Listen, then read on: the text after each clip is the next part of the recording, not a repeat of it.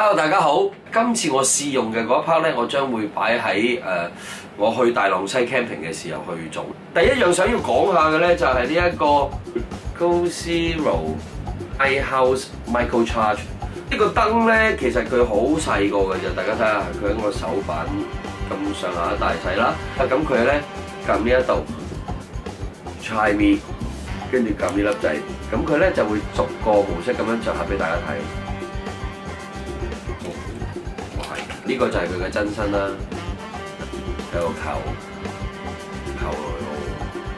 頂住佢。買翻嚟咧，其實呢個燈係處於一個 Tri Mode 嘅，即係好似我頭先撳咁樣咧。買完翻嚟之後需要插電，咁先至可以解除到呢一個 Tri Mode 尿袋啊、插蘇啊咁都可以嘅。而家咧，大家見到我會一撳，佢係變咗有個電筒，佢再撳就停燈咁樣樣咯。咁呢一個咧，我會過幾日去 camp 嘅時候咧，喺夜晚試俾大家睇。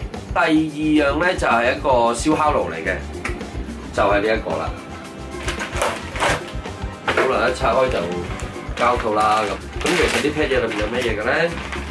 個爐身啦，佢真係好薄好薄，咁但係重量都有少少嘅。呢一個爐嘅重量係3.3磅，1.5 kg。佢摺埋咗之後個 size 咧嘅高就係23.5 cm。嗰個闊啊，即係嗰個厚薄咧，摺埋咗之後咧就係2.5 cm。咁另外咧，佢攤開咗之後個高度就係28 cm 啦。嗰個爐腳個闊度咧就係25.4 cm 嘅。佢成個爐嗰個長度咧就係34 cm， 即係佢有個說明書教下你點整咁。咁另外仲有一個收納袋，好靚嘅都，哇！我好中意咯。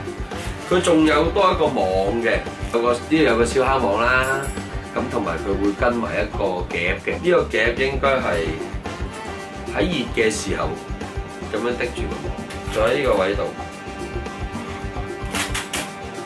咁就係一個爐嚟㗎啦。開又好方便啦，暫時都係好中意嘅。好啦，拎去 camp 拎去用啦。